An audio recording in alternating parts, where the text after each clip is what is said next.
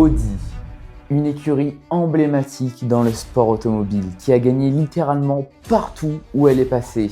Mais il manque encore une pièce du puzzle à Audi, la Formule 1.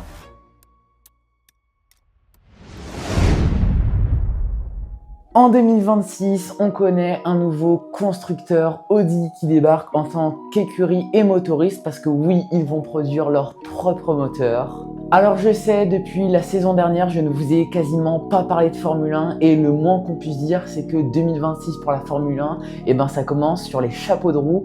Donc là, j'ai trop attendu, faut s'y mettre, faut s'y mettre.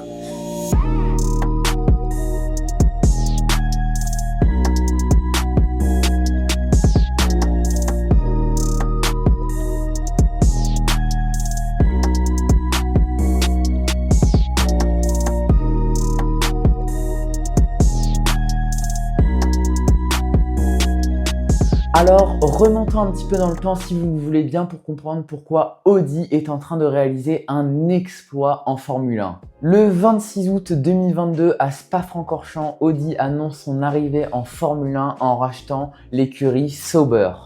Et ça déjà, c'est un énorme point positif pour Audi. Racheter Sauber, ça veut dire qu'ils ne repartent pas de zéro, comme Cadillac par exemple, qui eux n'ont vraiment aucun pied dans la Formule 1 et qui partent d'une page blanche. Audi, eux, partent de Sauber, donc ils ont déjà une base à leur projet.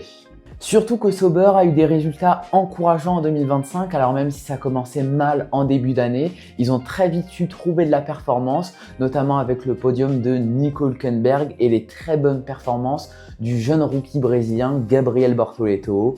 Alors il faut savoir que Sauber depuis quelques années est une écurie de fond de grille, le genre d'écurie qui fait beaucoup avec peu. Alors c'est pas du tout un jugement, c'est un fait et Audi est justement là pour reconstruire cette écurie. Et encore une fois, Sauber a montré des signes encourageants avec cette courbe de progression en 2025 comparée à 2024. Ça montre que leurs outils de développement fonctionnent.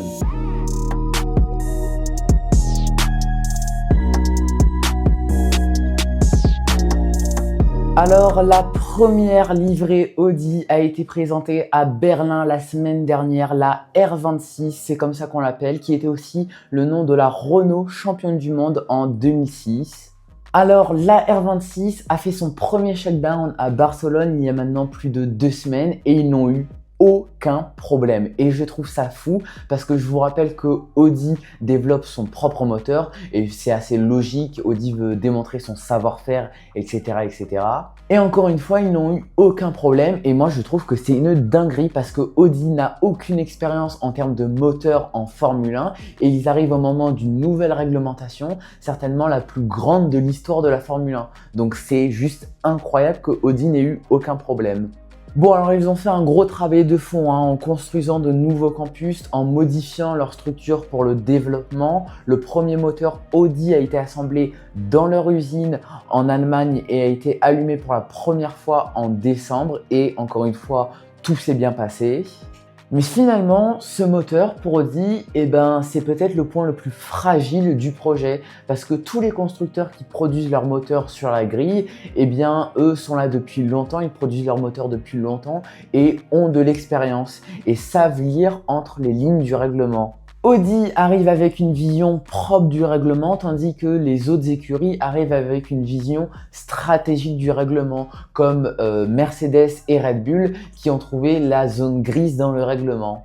Cette petite faille qu'ils ont trouvée dans le règlement, selon les rumeurs, leur aurait donné 13 chevaux en plus, soit 2 à 3 dixièmes par tour, selon les circuits évidemment. Encore une fois, Audi a de l'expérience dans beaucoup de catégories du sport auto, mais pas en Formule 1. Mais pas d'inquiétude pour Audi, la FIA a mis un filet de sécurité pour les motoristes en difficulté. L'ADIO, opportunité supplémentaire de développement et de mise à niveau. En gros, à plusieurs reprises dans la saison, la FIA procède à des vérifications des performances des moteurs et à l'issue du 6e Grand Prix, si un moteur est 2 à 4% en dessous du meilleur, il a le droit à une évolution supplémentaire. Si c'est plus de 4%, c'est 2 évolutions. Donc si Audi se retrouve en début de saison un petit peu en difficulté avec leur moteur, ils auront l'opportunité de rattraper leur retard.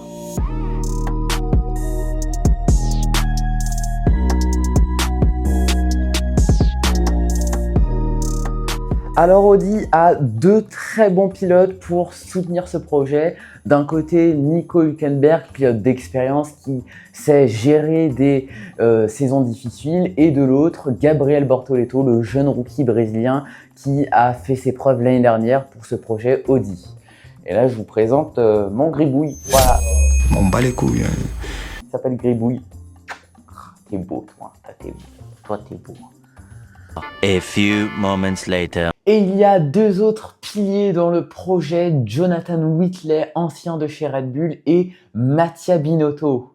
Ces deux personnalités sont certainement la clé du succès pour Audi. Mattia Binotto a d'ailleurs montré ses ambitions de victoire d'ici 2030. En tout cas, n'hésitez pas à me donner votre avis en commentaire sur ce projet Audi, qu'est-ce que vous en pensez, etc., etc. Moi, je vous dis à très vite pour de nouvelles histoires sur le sport automobile. Et malheureusement, je peux pas vous faire ciao chers passionnés parce que